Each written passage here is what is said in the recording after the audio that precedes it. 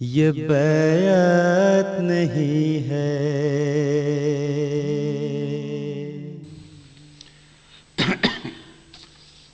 حضرت اقدس محمد رسول اللہ صلی اللہ علیہ وآلہ وسلم سے ایک بار کسی نے یہ سوال کیا کہ یا رسول اللہ قیامت کب ہوگی؟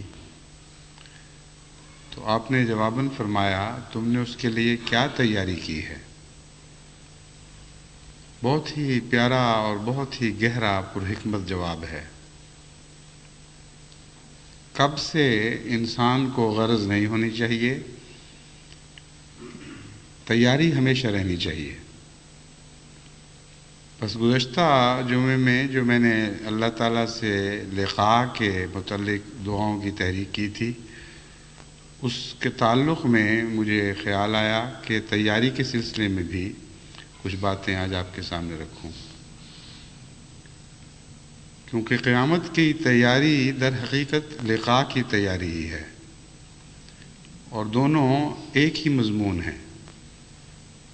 حضرت اقدس محمد مصطفیٰ صلی اللہ علیہ وآلہ وسلم نے جب فرمایا قیامت کی کیا تیاری کی ہے، تو بلا شبہ اس سے مراد یہ تھی کہ قیامت میں تو خدا سے لقاء ہوگی، یعنی وہ لقاء جو ایک نہ ایک رنگ میں ہر ایک کو نصیب ہوگی، اس کے سامنے پیش ہونا ہوگا، ان معنوں میں لقاء۔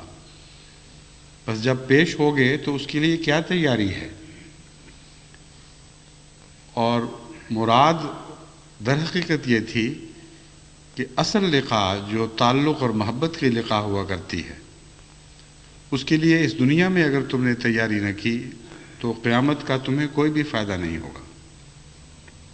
بس اس پہلو سے ہمیں خدا تعالیٰ کی لقاء کے مضمون کو سمجھنا بھی چاہیے، اور اس کے لیے ہمہ وقت تیاری بھی کرنی چاہیے۔ پہلی بات تو اس ضمن میں یہ آپ کے سامنے رکھنی چاہتا ہوں کہ لقاء کسی ایسے ایک لمحے کی ملاقات کا نام نہیں جو اچانک نصیب ہو جاتا ہے، اور جس طرح آپ ایک دوست سے ملتے ہیں اور پھر اس سے جدا ہو جاتے ہیں اور اس کی خوشیاں دل میں لیے پھرتے ہیں، خدا سے بھی گویا اسی قسم کی کوئی ملاقات ہوگی۔ لقاء کا مضمون جیسا کہ حضرت اقدس مسیح موعود علیہ السلام نے مختلف ملفوظات اور کتب میں بہت کھول کر بیان فرمایا ہے، عام انسانی ملاقات سے مختلف حیثیت رکھتا ہے۔ یہ لقاء ایسی ہے جس میں جس حصے کی لقاء نصیب ہو جائے وہ پھر مستقل لقاء رہتی ہے اور اگلے کی طلب پیدا ہو جاتی ہے۔ خدا تعالیٰ کی لقاء بیک وقت دنیا میں کسی کو نصیب نہیں ہو سکتی، کیونکہ خدا تعالیٰ لامحدود ہے اور انسان محدود ہے، اور محدود انسان لامحدود میں سفر کر سکتا ہے لیکن اس کا احاطہ نہیں کر سکتا۔ بس لقاء باری تعالیٰ کا مضمون خدا کی ذات میں سفر کرنے کا مضمون ہے، اور جو قدم آگے بڑھایا جاتا ہے پھر اس میں واپسی نہیں ہوا کرتی۔ جتنا حصہ خدا کا پا لیا، یہ تو نہیں ہوا کرتا کہ اس کے بعد باہر نکل جائیں خدا کے احاطے میں سے اور کہیں یہ لقاء ہوگی، اب ایک دوسری لقاء کی کوشش کرتا ہوں، بلکہ ایک سفر ہے جو لامتناہی ہے۔ تبھی حضرت مسلم موعود رضی اللہ تعالیٰ عنہ سے جب ایک دفعہ ایک کھوکھلے فلسفی نے یہ سوال کیا کہ اگر کوئی انسان سمندر میں کشتی پہ سفر کر رہا ہو اور کنارہ آ جائے، وہ پھر بھی کشتی میں بیٹھا رہے، تو اس کے متعلق آپ کیا خیال کریں گے؟ جیسا کہ میں نے پہلے بھی یہ واقعہ بیان کیا ہے، بڑا دلچسپ ہے۔ مطلب یہ تھا کہ عبادتیں کرتے ہو اس غرض سے کہ خدا مل جائے، لیکن اگر خدا مل جائے اور پھر کشتی میں ہی بیٹھے رہو تو بڑی بے وقوفی ہوگی۔ تو آپ نے فرمایا کہ اگر تو کوئی کنارے والا سمندر ہو تو کشتی میں بیٹھے رہنا بہت بے وقوفی ہے، لیکن اگر کوئی سمندر بے کنار ہو تو کسی مقام کو کنارہ سمجھ کر وہاں جو اترے گا وہ وہیں ہلاک ہو جائے گا۔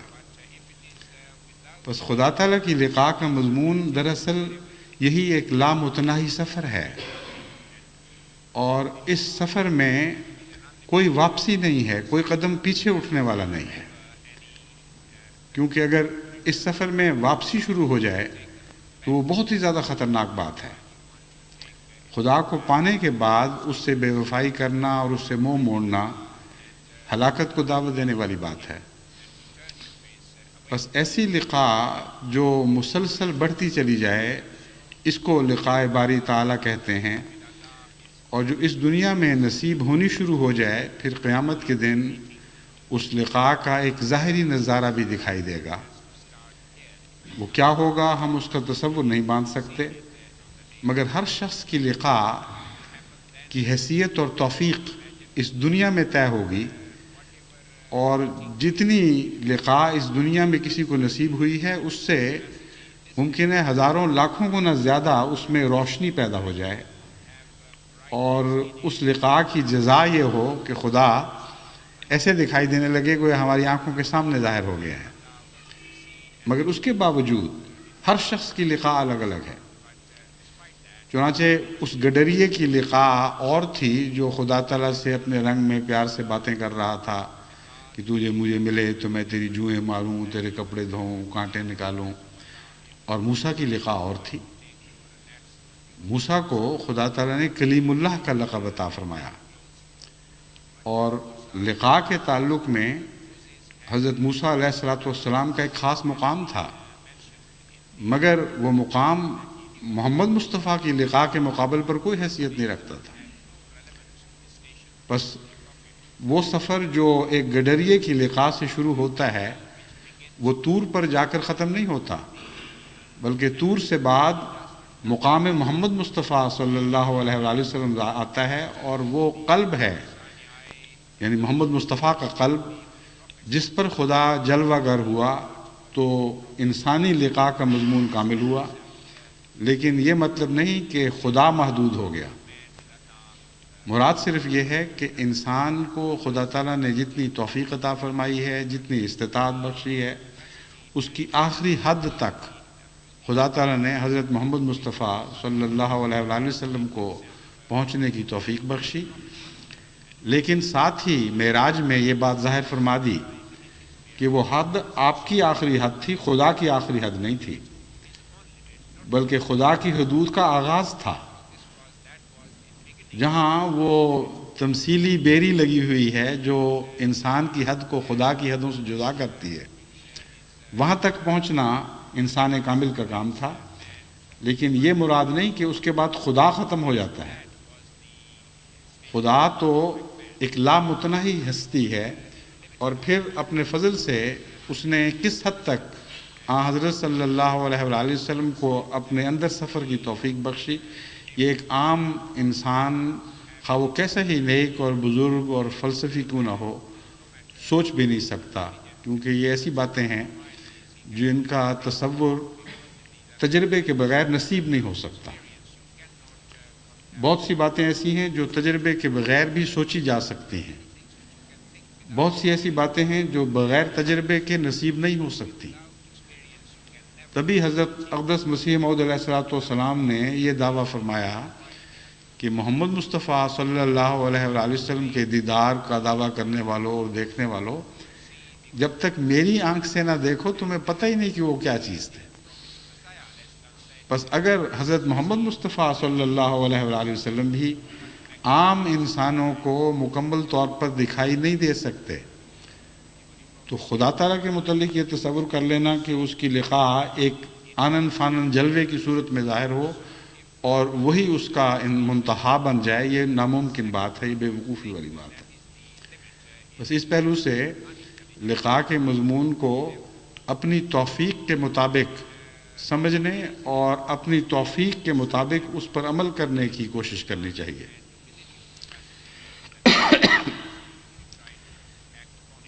لقاء تو ہر جگہ ہر صورت میں ممکن ہے، جہاں آپ کی نظر پڑے وہاں خدا کی لقاء ہو سکتی ہے۔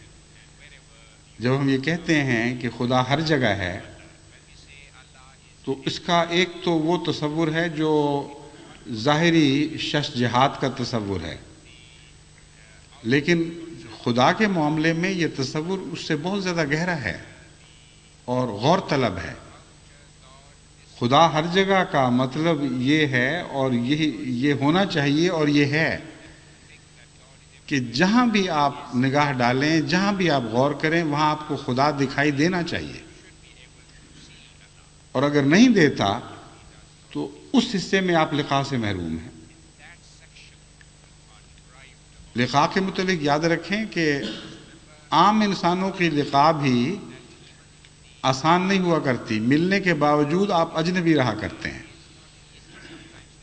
بہت سے ایسے آدمی ہیں جن کی انسان شناسی، مردم شناسی کی نظر کمزور ہوتی ہے، وہ عمریں گزار دیتے ہیں بعض لوگوں کی صحبت میں، لیکن وہ دکھائی نہیں دیتے ان کو۔ ایسے نامردم شناس انبیاء کے زمانے میں بھی پیدا ہوتے ہیں۔ حضرت اقدس محمد مصطفیٰ صلی اللہ علیہ وآلہ وسلم کی وحی لکھنے والا کاتب ایک اسی قسم کا آنکھوں کا اندھا تھا، ظاہری طور پر فن کتابت سے واقف، اور وحی لکھنے والا، یعنی اس سے زیادہ مقدس اور کیا چیز لکھی جا سکتی ہے، اور اس کے باوجود بصیرت سے آری حضرت صلی اللہ علیہ وآلہ وسلم کو ظاہری آنکھ سے دیکھتا رہا، لیکن باطن کی آنکھ سے نہیں دیکھ سکا۔ یہ تو خیر بہت ہی بلند مقام کی بات ہے۔ عام روزمرہ کے تجربے میں آپ نے دیکھا ہوگا کہ بہت سے آدمیوں سے آپ شناسا ہوتے ہیں اور سمجھتے ہیں کہ ہم جان چکے ہیں، لیکن پھر وقت کے ساتھ ساتھ رفتہ رفتہ مختلف زاویوں سے اس کا مطالعہ کرتے ہیں، مختلف مواقع پر اس سے واسطے پڑھتے ہیں، اس کی اچھائی اور برائی کا مضمون آپ پر کھلتا چلا جاتا ہے، اور بسا اوقات تو بیویاں بھی ہمیشہ خامن سے واقف نہیں ہوا کرتی اور پوری طرح واقف نہیں ہوا کرتی، اور بسا اوقات خامن بھی اپنی بیویوں سے پوری طرح واقف نہیں ہوا کرتے۔ کئی عورتیں بیچاری ہمیشہ اس احساس میں گھل گھل کے زندگی بسر کرتی ہیں کہ ہمارے خامند کو ہماری خوبیوں کو پتہ ہی نہیں، اور وہ سب کچھ فدا کرتی ہیں، ان کے لیے اچھی سے اچھی زندگی کی راحتیں مہیا کرتی ہیں، لیکن وہ خامند اندھی آنکھ سے دیکھ رہا ہوتا ہے، اس کو ان چیزوں کا ذوق ہی نہیں ہوتا۔ بس اس کا لقاء کا ذوق سے بڑا گہرا تعلق ہے۔ ذوق بلند کرنا پڑتا ہے اعلیٰ چیز کی لقاء کے لیے، اور خدا تعالیٰ کی لقاء کے لیے لطیف ذوق کے سوا لقاء کا تصور ہی بالکل بچگانہ تصور ہے۔ بس خدا تعالیٰ کی ذات میں گم ہونے اور اس کی ذات میں سفر کرنے کے لیے اس کی تیاری بھی ضروری ہے، اور وہ ذوق جو انسانوں کی نظر میں انسان کو ایک مرتبہ اور مقام عطا کرتا ہے، وہی ذوق ہے جو مزید لطافت اختیار کرتا ہے تو خدا کی نظر میں انسان کو ایک مرتبہ اور ایک مقام عطا کرتا ہے۔ بس جو لوگ اپنے انسانی واسطوں اور تعلقات میں لطیف مزاج پیدا نہیں کرتے، اچھے ذوق کا مظاہرہ نہیں کرتے، جن کی زبان گندی اور کثیف رہتی ہے، جو معاملات میں سختی کرتے ہیں اور ان کے اندر کوئی لچک نہیں پائی جاتی، ان کے اندر کوئی لطافت نہیں پائی جاتی، ان کا یہ توقع کر لینا کہ خدا سے ان کی ملاقات ہوگی محض رمضان کی دعاؤں کے نتیجے میں، یہ ایک بچگانہ توقع ہے۔ اس میں یہ تو نہیں کہا جا سکتا کہ خدا پابند ہے ملاقات نہ کرنے پر، وہ مالک ہے، جب چاہے کوئی تبدیلی پیدا کر سکتا ہے، لیکن جن کے لیے وہ لقاء کی عطا کا فیصلہ کرتا ہے ان کے ذوق میں ضرور تبدیلی پیدا کرتا ہے۔ بس اگر آپ کے ذوق میں وہ تبدیلی پیدا نہیں ہو رہی جو لقاء باری تعالیٰ کے لیے ضروری ہے، تو آپ یہ سمجھیں کہ آپ دعا تو مانگ رہے ہیں لیکن آپ نے تیاری کوئی نہیں کی۔ ظاہری آنکھ سے جیسا کہ میں نے دیکھا ہے، آپ دنیا کو دیکھتے چلے جاتے ہیں، صبح شام ظاہر ہوتے ہیں، موسم بدلتے ہیں، کسی جگہ خوبصورت نظارہ کرتے ہیں، کسی جگہ ایک مکرون منظر دیکھتے ہیں۔ ان تمام امور سے اگر نظر تھرکتی ہوئی چلی جائے اور خدا تعالیٰ سے تعلق قائم نہ کرے اور خدا تعالیٰ کا خیال دل میں نہ آئے تو آپ نے ظاہری نظارے تو بہت کیے لیکن اس کے باوجود خدا کو نہ دیکھا۔ ایسا ہی ہے جیسے بعض انسانوں کے ساتھ آپ رہے لیکن ان سے آپ کو کوئی شناسائی نصیب نہ ہوئی۔ بس پہلے تو آفاقی نظر سے بھی خدا کو دیکھنے اور اس کی لقاء کی کوشش شروع کریں۔ یہ ایک بہت سطحی لقاء ہے لیکن اس لقاء کا لطف آپ کے اندر مزید ذوق پیدا کرے گا، اور اس ذوق کے نتیجے میں پھر آپ کو گہری روحانی لقاء بھی نصیب ہوگی۔ یہ جو میں نے کیفیتیں بیان کی ہیں، ان کیفیتوں کو میں نے آفاقی اس لیے کہا کہ آپ باہر تمام کائنات میں جب بھی نظر ڈالتے ہیں کوئی نہ کوئی ایسا منظر ضرور دکھائی دیتا ہے جس کے ساتھ آپ کو خدا شناسی ہو سکے، لیکن اس کے لیے غور اور فکر اور تدبر کی عادت ضروری ہے، اس کے لیے اولی الالباب ہونا ضروری ہے۔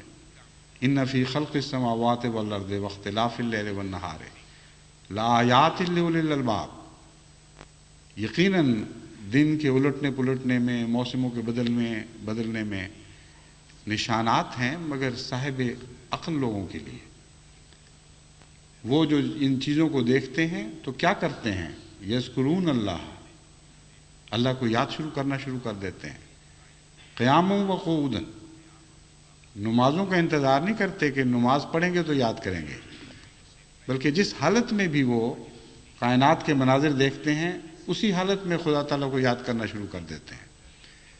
اور یہ جو کیفیت ہے یہ خدا تعالیٰ نے اس رنگ میں بیان فرمائی جیسے کوئی خود رو بہتا ہوا پانی ہو، اس میں جد و جہد، کوشش، محنت کا دخل نہ ہو بلکہ ایک طبیعت کی عادت بن چکی ہو۔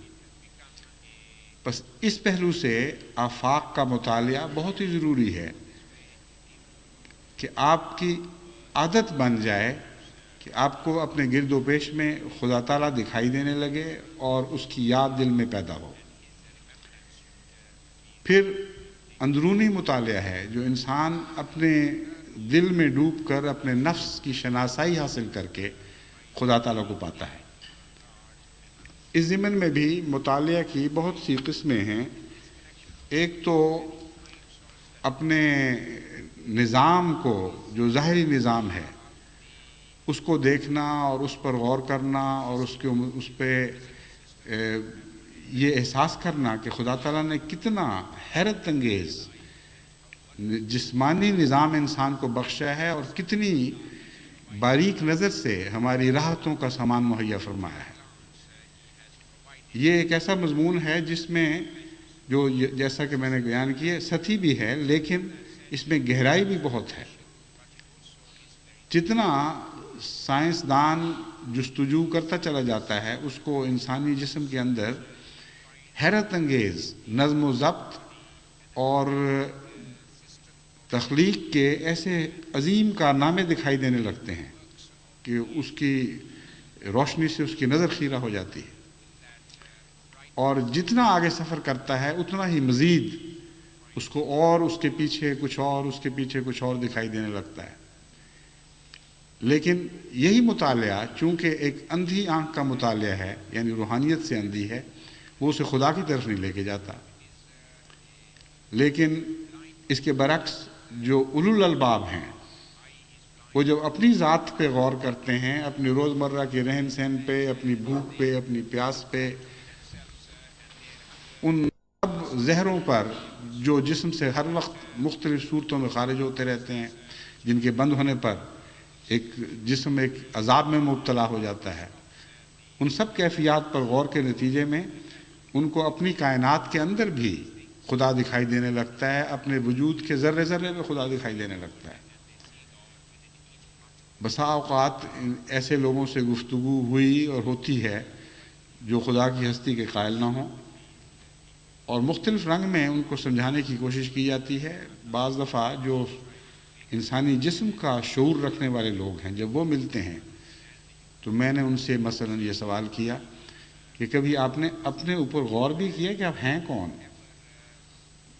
آپ کے اندر جو یہ شعور ہے کہ میں ہوں، یہ فزکس کا کوئی قانون ہے یا کیمسٹری کا قانون ہے؟ وہ میں کیا چیز ہے جو بول رہی ہے؟ آپ کو دکھ کیوں پہنچتا ہے؟ حالانکہ دکھ محسوس کرنا اور خوشی محسوس کرنا، اس کے لیے کوئی فزیکل اور کیمیکل جسٹیفیکیشن ہونی چاہیے، کوئی اس کے لیے جواز ہونا چاہیے۔ یعنی کہ میں نے آپ کو بری نظر سے دیکھ لیا، آپ تکلیف میں مبتلا ہو گئے۔ کون سا قانون ہے قدرت کیمیکل کا اور فزکس کا اور کیمسٹری کا، یا کوئی اور قانون جس کو آپ مادہ زندگی میں دیکھ سکتے ہیں کہ ایسی حرکتیں اس سے پیدا ہوتی ہیں؟ میں نے محبت کی نظر ڈالی آپ کے اوپر، اگر آپ کو مجھ سے تعلق ہے تو آپ کا دل خوش ہو گیا، کیا مطلب ہے اس کا؟ یہ کیا چیز ہے؟ ایک معمولی سی بات پر بھی آپ اپنی کیفیتوں پر بھی غور کرنا شروع کریں تو آپ کو خدا کا حیرت انگیز ہاتھ دکھائی دینے لگے گا۔ پھر میں نے بعض دفعہ ان سے پوچھا کہ اپنی آنکھ پر غور کریں، آنکھ کا ارتقاء کیسے ہوا؟ ایک مکمل کیمرے سے بڑھ کر خوبصورت سیٹ ہے جو خدا نے آپ کو عطا کیا ہے، اور تدریج اس میں ممکن ہی نہیں ہے سوائے اس کے کہ اس کے تمام اجزاء اکٹھے پیدا ہوئے ہوں۔ یہ ممکن نہیں ہے کہ ریٹنا پہلے پیدا ہو جائے آٹومیٹیکلی اور بغیر کسی مقصد کے اتفاقاً پیدا ہو جائے، اور لینز ابھی نہ بنا ہو، اور لینز بھی پھر اپنی ذات میں جو مختلف اعضاء رکھتا ہے اور اس کے ارد گرد جو مسلز کا نظام ہے جو اس کو کنٹرول کرتا ہے، وہ اگر کام نہ کرے تو لینز کا کوئی بھی معنی نہیں ہے۔ وہ مسلز جب بڑھاپے میں ڈھیلے پڑ جاتے ہیں تو آپ کو انہی آنکھوں کے ساتھ نظر آنا بند ہو جاتا ہے، آپ ایڈجسٹ ہی نہیں کر سکتے اپنے آپ کو۔ تو ایک آنکھ پر میں نے کہا آپ غور کر کے دیکھیں، اگر آپ کے اندر کوئی صداقت ہے تو آپ یہ کہنے پر مجبور ہوں گے کہ ایک ایسا خالق ہے جو ماورا ہے، میں نہیں ہوں۔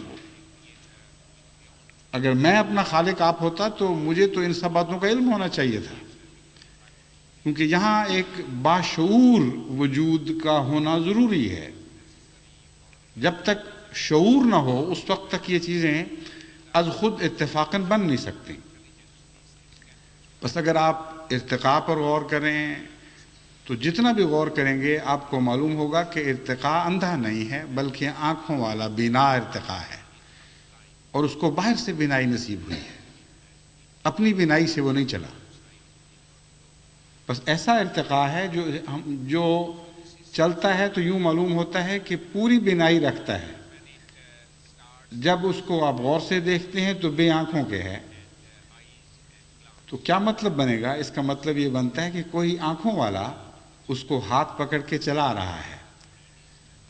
بس جو بینا ارتقاء دکھائی دیتا ہے وہ سائنسدان کی زبان میں بینا نہیں ہونا چاہیے، اس کی کوئی آنکھ نہیں ہے، اور باوجود اس کی حرکت، اس کا رخ، اس کا اجتماعی ایک جز کا دوسرے جز سے اجتماعی تعلق، یہ ساری باتیں نظر کی محتاج ہیں جو ظاہری طور پر اس کو میسر نہیں، لیکن اس کی تمام ادائیں، اس کا رخ، اس کے سارے اطوار ایک بینا وجود کے سے ہیں۔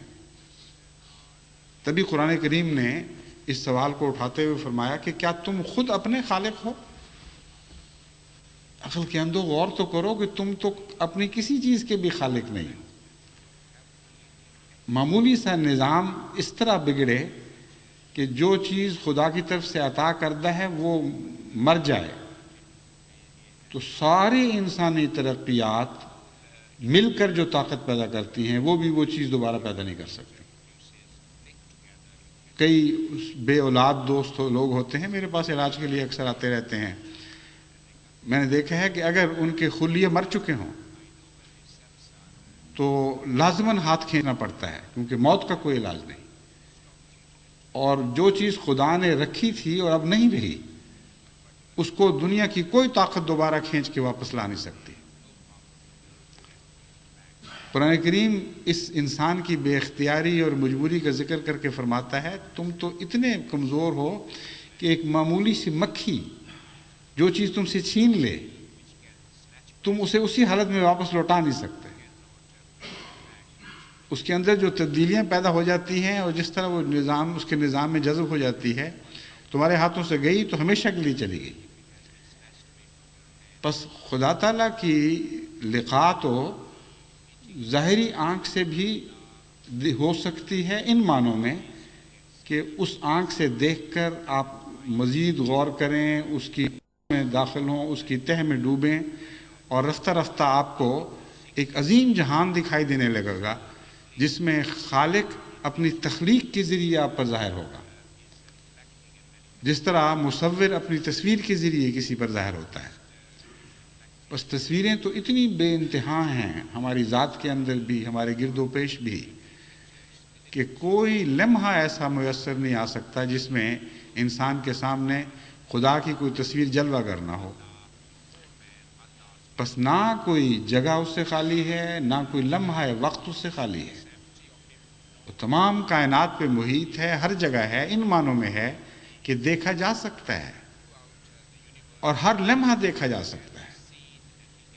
کوئی ایک لمحہ بھی خدا کی ذات سے عاری نہیں ہو سکتا. بس لقاء کے مضمون کو سمجھ کر اپنے اندر شعور پیدا کرنا، یہ پہلا قدم ہے لقاء کی طرف. پھر جیسا کہ میں نے بیان کیا، اپنے اندر ذوقی لطافتیں پیدا کریں تاکہ یہ دیدار جو ہے یہ محض ایک غائب کا دیدار نہ ہو، بلکہ ایک ایسے حاضر کا دیدار ہو جو دیکھ کر پھر آنکھوں سے آنکھیں ملائے.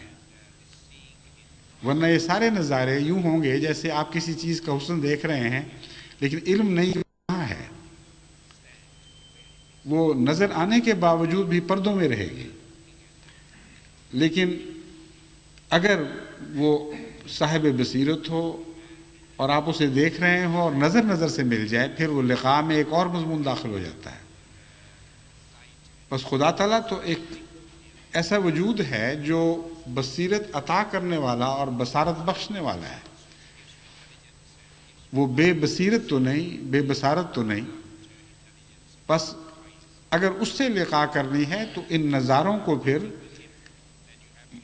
مقابل پر پیدا ہونے والے نظاروں کے ساتھ ملا کر دیکھیں، تب لقاء کا مضمون آگے بڑھے گا اور اس میں ایک نیا لطف پیدا ہو جائے گا. ایک ایسا آدمی جو غافل سویا پڑا ہو، اگر اندھا نہ بھی ہو، آپ اس کے حسن کا نظارہ کرتے چلے جائیں، اس کے باوجود آپ کو پوری تسکین نصیب نہیں ہو سکتی. ہاں، جب آنکھیں کھولے پھر یہ فیصلہ ہوگا کہ آپ نے مزید لطف حاصل کرنا ہے یا آپ کے نصیب میں بے قراری لکھی گئی ہے. اگر ان آنکھوں میں پیار ہے، اگر ان آنکھوں میں محبت ہے، شناسائی ہے، تعلق ہے، تو وہ حسن کا نظارہ اچانک ایسی عظیم کیفیتوں میں تبدیل ہو جائے گا کہ جس کا پہلے نظارے کو اس کے ساتھ کوئی بھی نسبت نہیں رہتی. اور اگر اس میں نفرت کے آثار پائے جاتے ہیں، بیزاری کے آثار پائے جاتے ہیں، تو وہ جو پہلا لطف تھا وہ بھی ہاتھ سے گیا. بس خدا تعالیٰ ایک باشعور زندہ ہستی ہے جو زندگی کا سرچشمہ ہے اور شعور کا سرچشمہ ہے. فرماتا ہے لا تدرکہ الابصار وہو یدرک الابصار. تم محض اپنی آنکھ سے اس کو نہیں دیکھ سکتے، ہاں اس کی آنکھ تمہیں پاتی ہے، وہ تم تک پہنچتا ہے. بس ان سب نظاروں کے ذریعے لقاء کا ایک قدم تو لازماً اٹھ چکا ہوتا ہے، لیکن جب تک وہ اس قدم میں تبدیل نہ ہو کہ خدا میں حرکت پیدا ہو جائے اور وہ آپ کی طرف آئے، اس وقت تک لقاء کا مضمون پورا نہیں ہو سکتا. بس آن حضرت صلی اللہ علیہ وآلہ وسلم نے اس دوہری حرکت کو ہی لقاء قرار دیا ہے. فرمایا بندہ خدا کی طرف ایک قدم اٹھاتا ہے تو اللہ تعالیٰ 10 قدم اس کی طرف آتا ہے. وہ چل کر اس کی طرف جاتا ہے تو وہ دوڑتا ہوا اس کی طرف آتا ہے. بس پاتا وہی ہے جو تیز ہو، جو سست ہو اس کی طرف پانے کا مصدر منسوب نہیں ہو سکتا. جو چیز کھڑی ہو آپ اس کی طرف حرکت کرتے ہیں، آپ اس کو پاتے ہیں. اور جو چیز کھڑی ہے اس تک جب آپ پہنچیں گے تو آپ ہی پائیں گے، وہ تو نہیں آپ کو پاتی حقیقت میں۔ اور رفتاروں کا موازنہ بھی دراصل ایک ریلیٹیوٹی کے تصور میں ایسی کیفیت پیدا کر دیتا ہے۔ جو چیز ہلکی رفتار سے کسی طرف بڑھ رہی ہے اور اس کے مقابلے پر کوئی چیز تیز رفتار سے اس کی طرف آ رہی ہے، تو جو تیز رفتار سے آتی ہے وہ پاتی ہے، نہ کہ ہلکی رفتار والی۔ تو خدا تعالیٰ ہی ہے جو دراصل لقاء کی تمنا رکھنے والے کو پاتا ہے ہمیشہ، اور اس کے لیے جب تک آپ کو وہ مقابل پہ حرکت دکھائی نہ دے اس وقت تک آپ کو لقاء کا مزہ صحیح معنوں میں نہیں آ سکتا، ایک فلسفیانہ لقاء ہوگی۔ حضرت مسیح موعود علیہ السلام فرماتے ہیں عقل اندھی ہے اگر نیر الہام نہ ہو، عقل کے ذریعے بھی تمہیں لقاء ملے گی مگر نیر الہام کے بغیر پوری روشنی نصیب نہیں ہو سکتی۔ اس طرف ہے کون؟ اس کا جواب جب تک اس طرف سے نہ آئے، محض یک طرفہ نظارے سے آپ کو تسکین نہیں پا سکتے۔ بعض کہانیوں میں ہم نے پڑھا ہوا ہے کہ بعض شہر آباد کے آباد لوگ چھوڑ کے چلے جایا کرتے ہیں اور ان میں کوئی وجود نہیں ہوتا۔ یہ کہانیوں کا قصہ تو بچپن کی باتیں تھیں، اب ایسے شہر دریافت ہوئے ہیں جنوبی امریکہ میں جہاں بالکل یوں لگتا ہے جیسے اس کہانی کا مضمون صادق آتا ہے۔ بعض شہر دریافت ہوئے ہیں جن میں کوئی تباہی نہیں آئی، کوئی جنگ کے آثار نہیں ہیں، مگر کوئی نہیں سمجھ سکا اب تک کہ کون سی بلا نازل ہوئی جس کے نتیجے میں لوگ رستہ بستہ شہر چھوڑ کر الوداع کر گئے اور اسی طرح شہر کی چیزیں پڑی کی پڑی رہ گئیں۔ کیا پتہ کون تھے، کہاں چلے گئے، اور پھر واپس آنے والے بھی ہیں کہ نہیں۔ یعنی انہوں نے تو بہرحال واپس نہیں آنا جو مدتوں پہلے گزر گئے، لیکن خدا تعالیٰ کی ہستی کے متعلق یک طرفہ نظارہ ایسی ہی کیفیت پیدا کرتا ہے ابہام کی اور تفکرات کی اور سوچ کی کہ وہ کون ہے، کہاں ہے بھی کہ نہیں۔ بس وہ قومیں جو دنیا دار ہو گئیں ان کو اگر اتنی بصیرت نصیب ہوئی کہ انہوں نے خدا کی ہستی کے آثار دیکھے، ان میں سے کئی فلاسفر ایسی کتابیں لکھتے ہیں کہ خدا ڈیڈ ہے، یعنی ہوگا ضرور، ہم انکار نہیں کر سکتے، لیکن اب نہیں رہا۔ وہ قومیں جو الہام کی منکر ہو جاتی ہیں ان کا بھی خدا مر جاتا ہے۔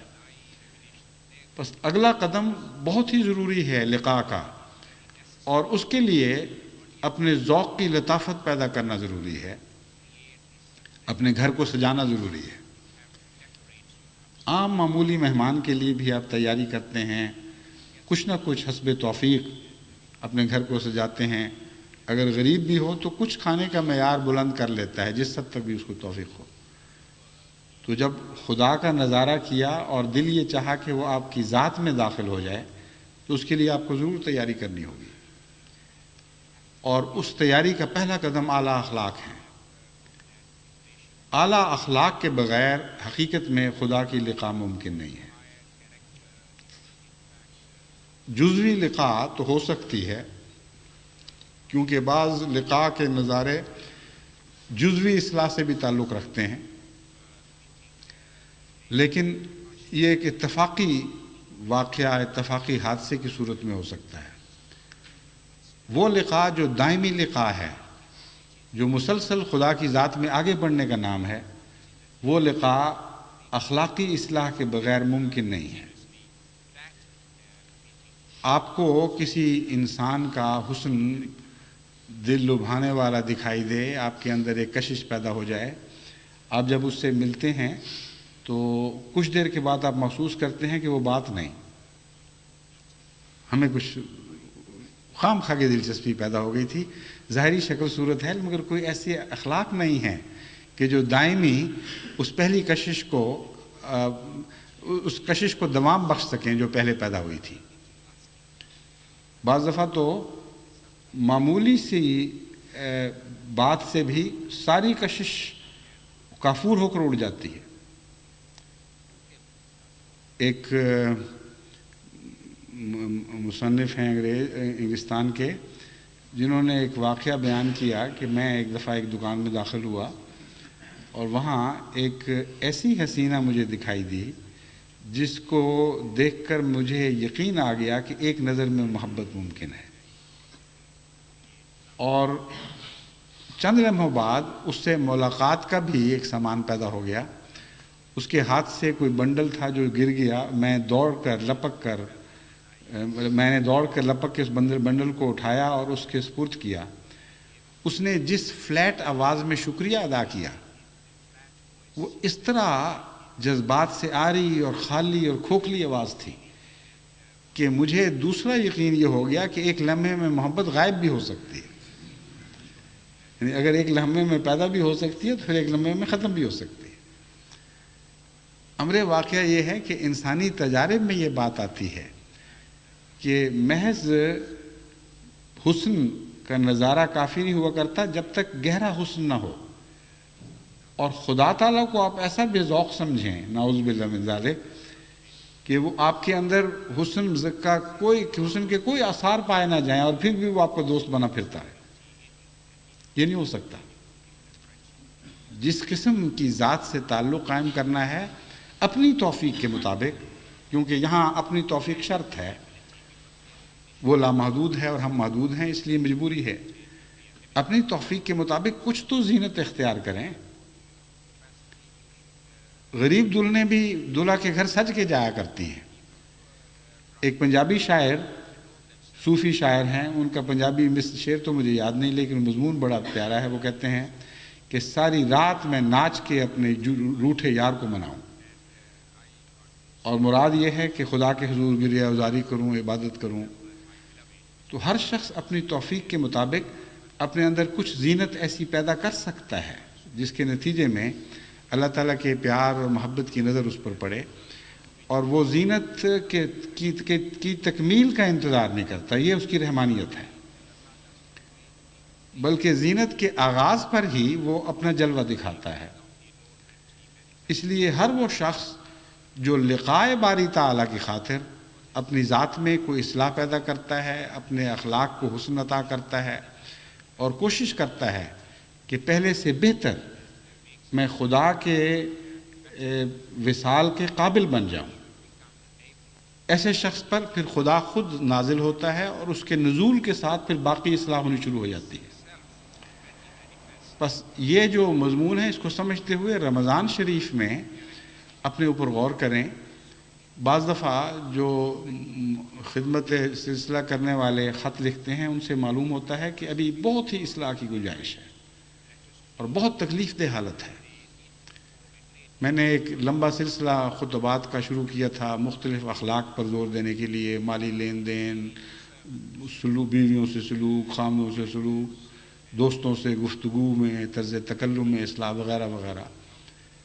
وہ اگلی صدی میں داخل ہونے کا بہانہ سامنے رکھ کر تاکہ اس طرح جماعت میں ایک ولولہ پیدا ہو، جوش پیدا ہو، میں نے وہ باتیں بیان کی، لیکن حقیقت میں تو ان باتوں کا صدیوں سے تعلق نہیں تھا۔ وہ ایک دائمی حیثیت، دائمی اہمیت کی باتیں ہیں۔ حقیقت میں ان باتوں کا صدیوں سے نہیں بلکہ ہر آنے والے لمحے سے تعلق ہے، کیونکہ خدا تعالیٰ کی وہ لقاء جو زبردستی کی لقاء ہوگی، ہمارا اس میں اختیار نہیں، ہم نے بہرحال لوٹ کے اس کے پاس جانا ہے، وہ تو صدیوں کا انتظار نہیں کیا کرتی، اس میں تو لمحے لمحے کی بھی ہمیں خبر نہیں، اب ہوگی یا اگلے لمحے ہوگی۔ بس وہ ساری باتیں ایسی ہیں جن کا لمحات سے تعلق ہے اور ہر آنے والے لمحے سے تعلق ہے۔ ان باتوں میں اصلاح کریں اور پھر دیکھیں کہ آپ کے لیے اللہ تعالیٰ کی لقاء زیادہ آسان ہونی شروع ہو جائے گی، اور بعض دفعہ اخلاق کی ترقی کے ساتھ انسان جزوی طور پر خدا کو اس طرح پانا شروع کر دیتا ہے کہ اس کو پھر چسکا پڑ جاتا ہے، پھر وہ آگے بڑھتا چلا جاتا ہے، پھر اور آگے بڑھتا چلا جاتا ہے، اور جو لقاء کا لطف ہے وہی اگلے قدموں کے لیے غذا بن جاتا ہے۔ لیکن اگر وہ لطف ہی نصیب نہ ہوا ہو تو اگلے قدم کے لیے طاقت نہیں ہوتی، بلکہ قدم واپس مڑتے ہیں اور دنیاوی مادہ لذتوں کی طرف جھکتے ہیں، اور انسان دن بدن زیادہ اپنے ذوق میں سفلا پن محسوس کرنے لگتا ہے۔ لیکن ایسے بھی ہیں جو کوئی محسوس نہیں کرتے، ان کو پتہ بھی نہیں لگتا کہ کیا ہو رہا ہے۔ بس خدا کی طرف سفر کے لیے ذوق کا لطیف تر ہوتے چلے جانا نہایت ضروری ہے۔ اپنے ماحول میں، اپنے بچوں سے گفت و شنید میں اعلیٰ ذوق کا مظاہرہ کریں، اپنی بیویوں سے گفت و شنید میں اعلیٰ ذوق کا مظاہرہ کریں، بیویاں خامدوں سے گفت و شنید میں اعلیٰ ذوق کا مظاہرہ کریں، بھائی بہنوں سے، دوستوں سے بے تکلفی کے باوجود ایک اخلاق کا پاس ضرور رکھا کریں، کیونکہ وہ بے تکلفی جو بدتمیزی پر منتج ہو جائے، وہ بے تکلفی جس سے کلام میں بدخلقی پیدا ہو، وہ بے تکلفی حقیقت میں ایک مہلک زہر ہے۔ وہ دوستیوں کو تباہ کرنے والی بے تکلفی ہوا کرتی ہے، دوستیوں کو بڑھانے والی نہیں ہوا کرتی۔ اور ہمارے ملک میں خصوصیت سے، یعنی پاکستان میں اور ہندوستان میں بھی اب یہ کثرت سے رواج ہو رہا ہے کہ بے تکلفی اور دوستی کا اظہار گندی گالیوں سے کرنا ہے، اور یہ گندی گالیاں پھر آہستہ آہستہ ایسی عادت بن جاتی ہیں کہ اس میں انسان کو شعور ہی نہیں رہتا کہ میں کیا کہہ رہا ہوں اور کر کیا رہا ہوں۔ ہمارے ایک خادم سلسلہ نے خدامت احمدیہ کے اصلاحی دوروں کے سلسلے میں حیدرآباد ڈویژن کا اور بعض دوسرے علاقوں کا سفر کیا، تو ان کا بڑا تکلیف دہ خط موصول ہوا۔ انہوں نے کہا کہ ماحول کو تو میں جانتا ہی ہوں کیا حال ہو چکا ہے، مجھے تعجب ہوا کہ بعض دیہاتی احمدی جماعتوں میں بھی زبان کی صفائی کا خیال نہیں ہے۔ عام روزمرہ گالیاں دینے لگ گئے ہیں محاورے کے طور پہ، ہل چلا رہے ہیں تو اور کچھ نہیں، بیل کوئی گالیاں دیتے جاتے ہیں صاحب۔ کس قدر بے وقوفی ہے۔ کہتے ہیں کہ ایک فرق میں نے ضرور دیکھا کہ اگر باقی معاشرے کی اصلاح کے لیے میں عمر بھی وقف کر دیتا تو کسی نے میری بات نہیں ماننی تھی۔ میں عمر کا چھوٹا ہوں، ان سے ناواقف بھی تھا جن کے پاس پہنچا، لیکن جب میں نے ان کو سمجھایا کہ تم ہو کون اور تم سے کیا توقعات ہیں، تو ہر ایک نے فوری طور پر مثبت رد عمل دکھایا۔ اور پھر کہتے ہیں میں نے دوروں میں دوبارہ جا کے رابطے کیے تو مجھے یہ معلوم کر کے خوشی ہوئی کہ وہ محض ایک فرضی رد عمل نہیں تھا، بلکہ واقعتاً ان کے اندر تبدیلیاں پیدا ہو رہی تھیں۔ بس احمدیت کی مٹی میں یہی تو مزہ ہے کہ واقعتاً وہ مٹی ہے جو نم ہو تو بہت زرخیز ہے۔ اس وقت اس احمدی معاشرے کی اصلاح مشکل نہیں ہے، کیونکہ حضرت مسیح موعود علیہ السلام پر ایمان نے دلوں میں ایک ایسی نرمی پیدا کر دی ہے اور وہ ملائمت پیدا کر دی ہے، جس کے نتیجے میں جس طرح آپ موم کو جس طرح چاہیں ڈھال لیں، یہ مٹی نیکی میں ڈھلنے کے لیے موم کی طرح اثر رکھتی ہے اور بدی میں ڈھلنے کے لیے سخت ہو جاتی ہے۔ بیک وقت اس مٹی میں یہ دو خصوصیات موجود ہیں۔ خدا ان کو ہمیشگی کی زندگی دے ان خصوصیات کو۔ جس قوم میں یہ خصوصیات پائی جائیں ان کی اصلاح آسان ہو جایا کرتی ہے اور بہت ہی ہوا کے رخ پر چلنے والی بات ہے۔ چنانچہ قرآن کریم نے حضرت محمد مصطفیٰ صلی اللہ علیہ وآلہ وسلم کے ہاتھوں میں ڈھلنے والی مٹی کی یہ تعریف فرمائی، محمد رسول اللہ والذین معہ اشداء علی الکفار رحماء بینہم۔ یہاں جو اشداء علی الکفار میں سختی بتائی گئی ہے، دراصل کفار کی عادات کے خلاف سختی مراد ہے، کفر کے خلاف سختی ہے۔ جہاں تک بدی کا تعلق ہے، وہ بدی ان کے اوپر اثر ڈالنے کی کوشش کرتی ہے اور نامراد رہتی ہے، وہ ان کو اپنے رنگ میں ڈھال نہیں سکتی۔ لیکن جہاں مومنوں کے اثر قبول کرنے کا معاملہ ہے، فرمایا رحماء بینہم، وہ نہایت ہی نرم اور بہت ہی تعاون کرنے والے اور جھکنے والے اور ان کے سامنے مٹ جانے والے لوگ ہیں۔ بس جو کوشش بھی آپ آج جماعت احمدیہ میں اصلاح کی کرتے ہیں، اللہ تعالیٰ کے فضل سے جماعت احمدیہ کا رد عمل عام دنیا کے رد عمل کے مقابل پر ایک بالکل جداگانہ رد عمل ہے۔ محض باشعور طور پر محنت کی ضرورت ہے، بس ہمارے جتنے بھی نظام سے تعلق رکھنے والے عہدیداران ہیں، خواہ وہ خدام الانبیاء سے تعلق رکھتے ہوں، لجنہ سے تعلق رکھتے ہوں، انصار سے تعلق رکھتے ہوں، اور نظام جماعت کے دوسرے عہدیدار، وہ ان باتوں کا خیال کریں اور اس رمضان میں خصوصیت سے ہر جگہ یہ شعور بیدار کریں کہ ہم نے خدا سے لقاء کی دعائیں مانگنی ہیں اور لقاء کی تیاریاں کرنی ہیں، اور اس کی لقاء کی خاطر اپنے گھروں کو سنوارنا ہے، اپنے سینوں کو جھاڑو دینے ہیں، اور اپنی دیواروں کو دھونا اور صاف کرنا اور اپنے فرشوں کو مانجنا ہے۔ جس طرح ایک اچھے مہمان اور پیارے مہمان کی تیاری ہر گھر کرتا ہے، خواہ وہ غریب ہو خواہ امیر ہو، ہم نے اپنی توفیق کے مطابق اپنے گھر کو خدا کے لیے سنوارنا ہے تاکہ وہ ایک معزز مہمان کی طرح یہاں نازل ہو۔ کئی دفعہ اگر وقت نہ بھی ہو اور پتہ چلے کہ کوئی شخص بیچارہ تیاری کر کے بیٹھا ہوا ہے تو انسان مجبوراً بھی وہاں چلا جاتا ہے۔ میں نے سفروں کے دوران دیکھا ہے، وقف جدید، انصار اللہ، خدام الانبیاء کے دوران بڑے سفر کیے ہوئے پنجاب میں، بعض دفعہ ہمارے دورے میں ایک گاؤں نہیں ہوا کرتا تھا اور ان کو پتہ ہوتا تھا کہ گھر دورے میں شامل نہیں ہے، گاؤں والے پہنچ جاتے تھے، کہتے تھے جی ہم تو تیاری کر کے بیٹھے، کیا کریں۔ ایسا اس میں ایک محبت کا جذبہ پایا جاتا ہے کہ دوسرے کو بے اختیار کر دیتا ہے۔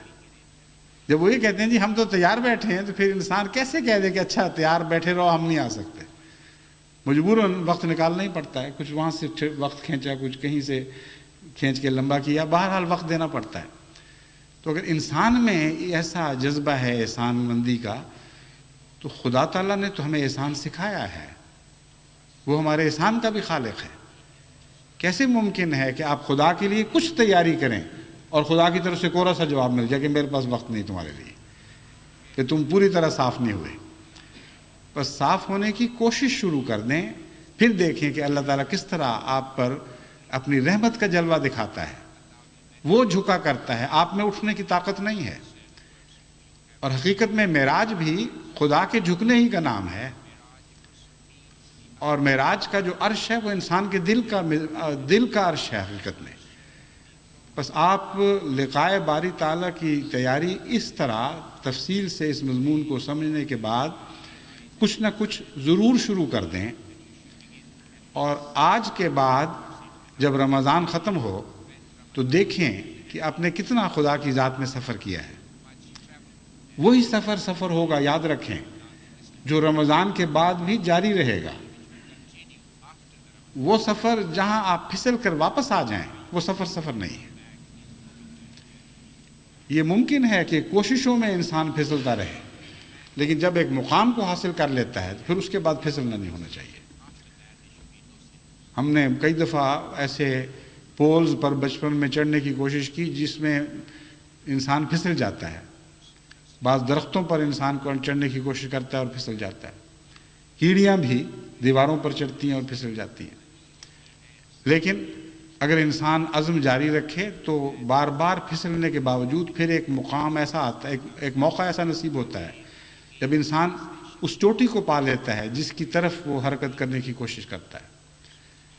جب اس درخت پر چڑھ کر اس چوٹی پر بیٹھتا ہے تو پھر کوئی پھسلنا نہیں ہے، پھر اپنی مرضی سے نیچے اترے تو اترے، ایک اور ہی لطف اس وقت محسوس ہو رہا ہوتا ہے، ایک فتح کا، کہ ہاں اب میں مقام محفوظ پہ پہنچ گیا ہوں۔ بس اس لقاء کو جو اس رمضان کے دوران حاصل ہو، اس پیمانے پہ جانچیں اور دیکھیں کہ آپ نے جو کچھ خدا کا پایا تھا رمضان گزرنے کے بعد بھی ہاتھ میں رہا یا نہ رہا۔ اگر نہیں رہا تو پھر میرا آپ کو یہی پیغام ہو سکتا ہے کہ کوشش جاری رکھیں، اور نہیں تو بار بار گرنے والی کیڑیوں سے سبق حاصل کریں۔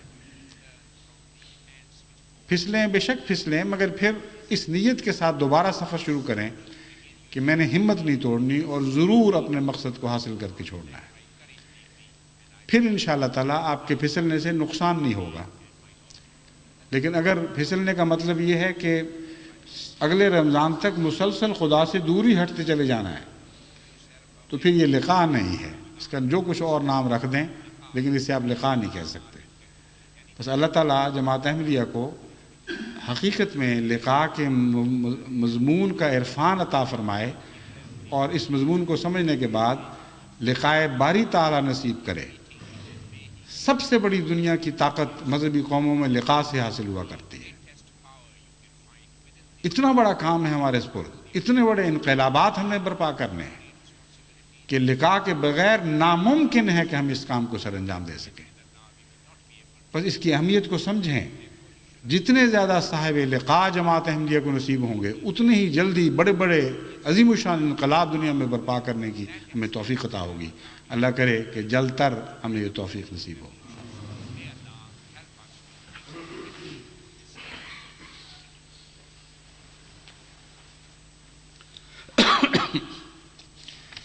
الحمد للہ نحمدہ ونستعینہ ونستغفرہ ونؤمن بہ ونتوکل علیہ ونعوذ باللہ من شرور انفسنا ومن سیئات اعمالنا من یہدہ اللہ فلا مضل لہ ومن یضللہ فلا ہادی لہ ونشهد أن لا إله إلا الله وحده لا شريك له ونشهد أن محمدا عبده ورسوله۔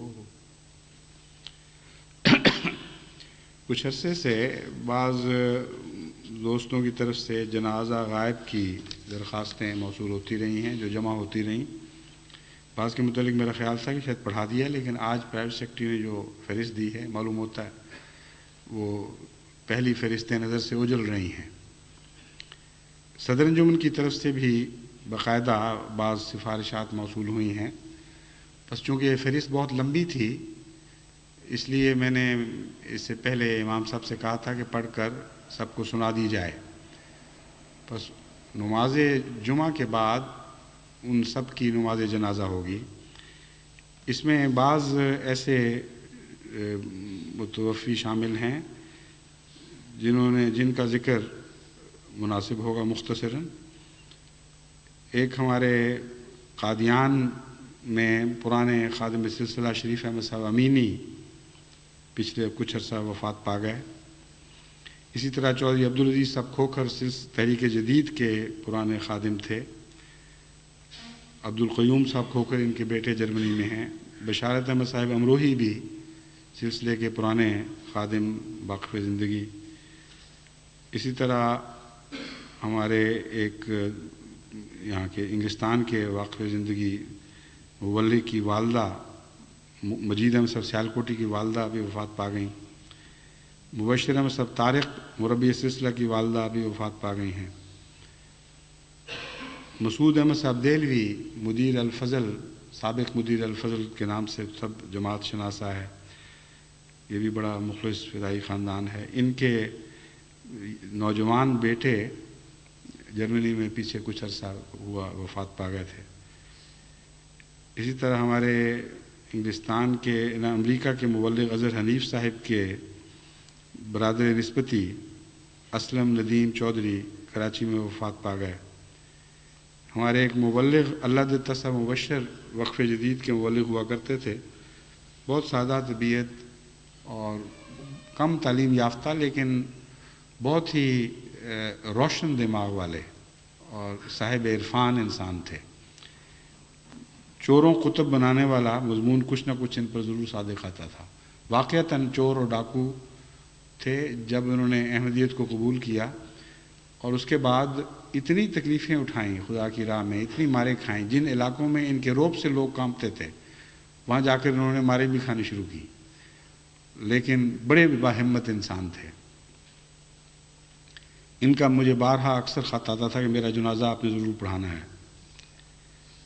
صالحہ ایاز بیگم صاحبہ اہلیہ مختار احمد صاحب ایاز، والدہ افتخار احمد صاحب ایاز جو توالو کے ہمارے فاتح ہیں ماشاءاللہ، جنہوں نے توالو میں توئی طور پر دعوت اللہ کا کام کر کے جماعت قائم کی، جس سے آگے پھر وہ بنیاد بنی، جس کے نتیجے میں ہم نے پھر اللہ کے فضل سے ساؤتھ پیسیفک کے جزائر پر اسلام کا حلہ بولا ہے، اور ایسے ایسے جزائر میں خدا کے فضل سے اسلام نافذ ہوا ہے جہاں اس سے پہلے کوئی بھی مسلمان نہیں تھا. بس یہ وہ پیش خیمہ بنا ہے ان فتوحات کا. ان کی والدہ کو بھی خاص طور پر ان کا ذکر کرنا بھی ضروری تھا. اسی طرح ہمارے ڈاکٹر نصیر احمد صاحب چودھری جو امریکہ میں ہیں، بہت ہی مخلص اور قربانی کے میدان میں پیش. ان کے والد ڈاکٹر چودھری ناصر احمد صاحب وفات پا گئے امریکہ میں پیچھے. ان کا بھی میں نے وعدہ کیا ہوا تھا، لیکن مجھے اب پتہ لگا ہے کہ جنازہ پہلے نہیں ہو سکا تھا. عنایت اللہ صاحب والد مکرم چودھری نعمت اللہ صاحب، یہ بھی سلسلے کے ایک فدائی خاندان سے تعلق رکھنے والے بزرگ ہیں. پروفیسر عطاء الرحمن صاحب مرحوم کی اہلیہ وفات پا گئی ہیں. اسی طرح کراچی کے ڈاکٹر طاہر کی بیگم ڈاکٹر زبیدہ طاہر ہاشمی، جو سلسلے کی ایک بہت ہی مخلص خادمہ تھیں، وہ بھی کینسر میں کچھ عرصہ تکلیف اٹھا کر وفات پا گئی ہیں. اور آپ کی جماعت میں ایک ابھی تازہ حادثہ ہوا ہے، یعنی چودھری شاہ نواز صاحب کے وصال کی اطلاع ملی ہے لاہور سے. یہ جماعت لندن کے ایک بہت ہی مخلص اور فدائی ممبر تھے، اور جب سے میں یہاں آیا ہوں میں نے ان کو نصرت کے میدانوں میں ہمیشہ صف اول میں دیکھا ہے. جب بھی کوئی تحریک ہوئی، اللہ تعالیٰ کے فضل سے فوری طور پر انہوں نے اس تحریک میں بڑھ چڑھ کے حصہ لیا، بلکہ اس رنگ میں کہ اپنے خاندان کو اپنے طور پر حصہ لینے کی شہ دلائی، اور ایک ہی تحریک میں دونوں الگ الگ حصہ لیتے رہے. چودھری شاہ نواز صاحب اپنے طور پر، اور ان کے بچے، بہویں، بیٹیاں اور داماد وغیرہ، یہ سارے اپنے طور پر اکٹھا حصہ لیتے رہے.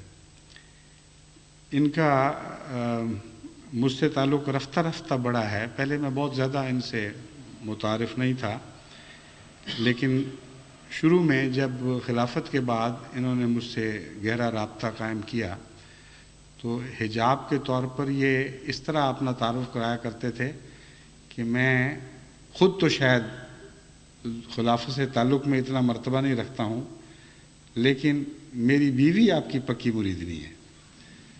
بس وہ ہمیشہ آپا مجیدہ کا تعارف آپ کی مریدنی کے طور پر کرا کر پھر اس رستے سے داخل ہوتے تھے تعلق میں. اور پھر رفتہ رفتہ خدا کے فضل سے یہ تعلق اتنا بڑھایا کہ پھر ایک دن میں نے ان کو کہا کہ میں نے کہا اب آپ کی مریدنی کی ضرورت نہیں رہی ہے، اب تو آپ خود مرید ہو چکے ہیں. تو بہت ہی چہرے پہ بشاشت کی مسکراہٹ آئی، اور اس کے بعد پھر انہوں نے وہ ذکر ضروری نہیں سمجھا.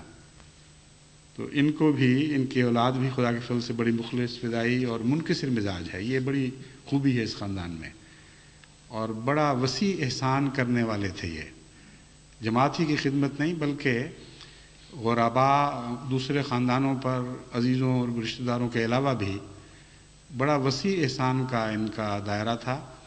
اور جو اصل خوبی کی بات جس سے میں بہت متاثر ہوا کرتا تھا وہ یہ تھی کہ میں جو روپے پیسے سے مدد نہیں کرتے تھے بلکہ اقتصادی طور پر تعمیر کرتے تھے خاندانوں کو. اور ایسے بہت سے خاندان ہیں جن کی انہوں نے اقتصادی تعمیر میں حصہ لیا ہے، وہ اپنے پاؤں پر کھڑے ہوئے ہیں، باعزت روزی کمائی، اور بڑے بڑے خدا کے فضل سے صاحب دولت بھی بن گئے. تو ان سب کے لیے جو اپنے اپنے رنگ میں احمدیت کے پھول ہیں، کسی کا رنگ کچھ، کسی کا کچھ، ان سب کو نماز جنازہ میں خاص طور پر دعا میں یاد رکھیں.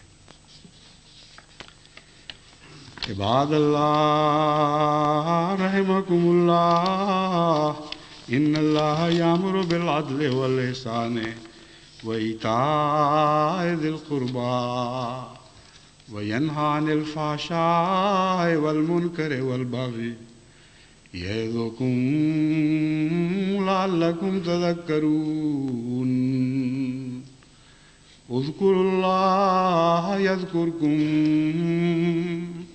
وادعوہ یستجب لکم ولذکر اللہ اکبر. یہ بیعت نہیں ہے، یہ سودا ہے دل